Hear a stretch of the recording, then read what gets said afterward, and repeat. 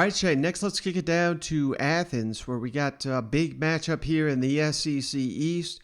South Carolina, undefeated on the season, traveling to Georgia, of course, also undefeated on the season. The Bulldogs, huge favorite in this matchup, but we don't know, who's going to be playing quarterback.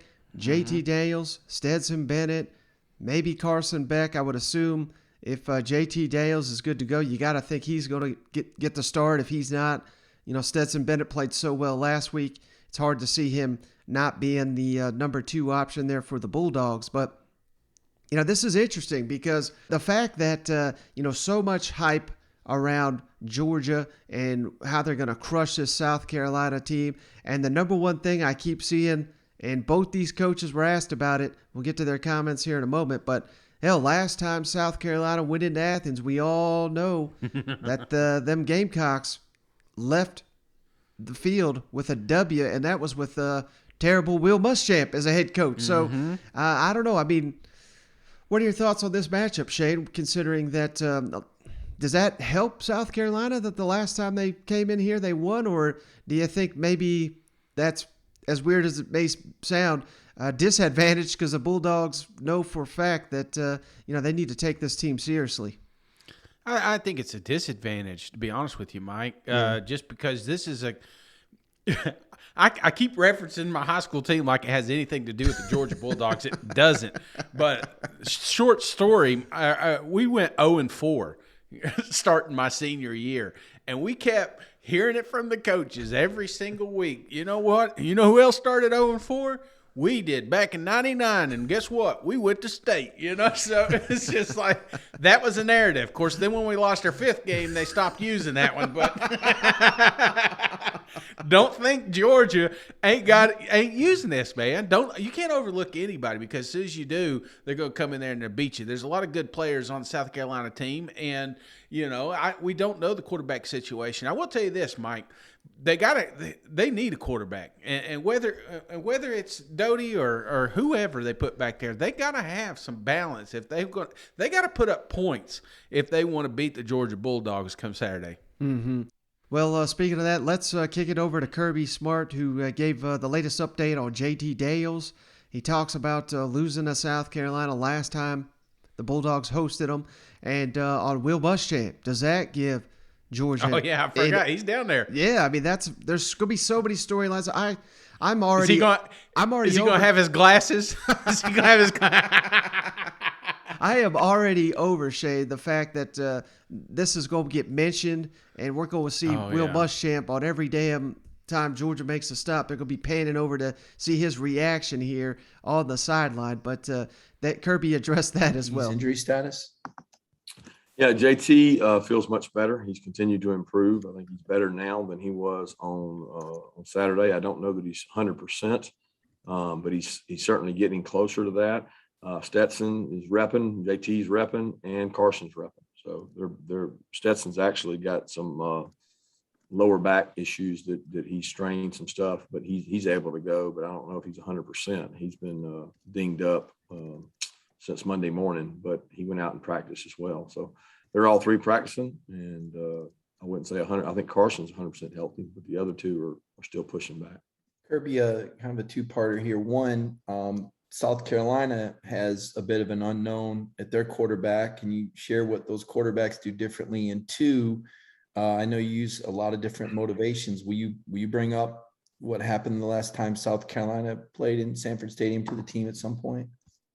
No, well, I mean, that was brought up some last year. I think it was more relevant last year. A lot more similarities in their team last year and their staff, with the exception of, Will being gone. But, what happened the last time they were here was really about us, not about them. And it's always going to be about what we do and how we execute. And we're trying to do that at the highest level. And whatever we can do this week in practice to be able to execute at a high level, that's what I want to focus on, not the other. As far as our quarterback situation, we got to see Luke last year. Doty, he's an incredible athlete. He creates problems in terms of extending plays. He's a really good athlete, and he moved the pocket around against us last year in a different offense, but a good athlete. And, my man down the road right here, Zeb's done a good job. He's come in and played really well. It was interesting. I'm good friends with his dad, and getting to watch him play in those first 2 games was just unique because he played really well. And I'm like, this guy, was a GA, and he jumped in and played quarterback and played winning football, made good decisions, made good throws, and got to be pretty cool for him to get an opportunity to play at an SEC program after going into being a GA, and they use other guys at quarterback as well. And they do a good job changing it up, trying to give you a change of pace at that position. Yeah, Kirby, you brought up Will Muschamp and him being over here now. How big of an impact does that have this week? I know there's a lot of turnover on their staff and personnel. You went out for 1 second. You said something about Will and the turnover on their staff. Yeah, how big of an impact can he have this week in helping you all prepare for their team? I don't know that. I mean, it's personnel based, right? We go through this all the time. We went through it with DK on Clemson. We go through it every year. Somebody changes spots. You guys write about it, make a big deal about it. And it's not that big a deal, really. He's not in their meetings. He doesn't know their game plan. He does know who their players are. And I just don't know how that helps you a lot. We know what their height, weights, and we got the tape, and the tape speaks for itself. He just might know more about them in terms of what strengths and weaknesses there are. So we always do personnel with somebody that knows other teams, and we get the personnel information. But at the end of the day, I think some of these kids can improve and get better, and they're a year older, so you don't always know exactly what they're like. All right, Shane. So Kirby was not feeling it for these questions. Did not want to field anything on Will Muschamp and South Carolina and all this, and the last time they hosted them. But hey, I'm just saying that's something to consider, because at least the South Carolina players know that what it takes to go down there, go on the road, beat them Georgia Bulldogs. And, this rivalry has historically been full of just, shocking results. And Yeah. I'm not sitting here saying that, I would certainly be picking South Carolina at this point, but I just think crazier things have happened. And I think this is the week we're really going to see, considering all of Frank Beamer's history and knowledge on special teams, I think we're going to see the Gamecocks throw the kitchen sink at the Bulldogs, because they know they're going to have to come up with some tricks to make this a competitive ball game, don't you think?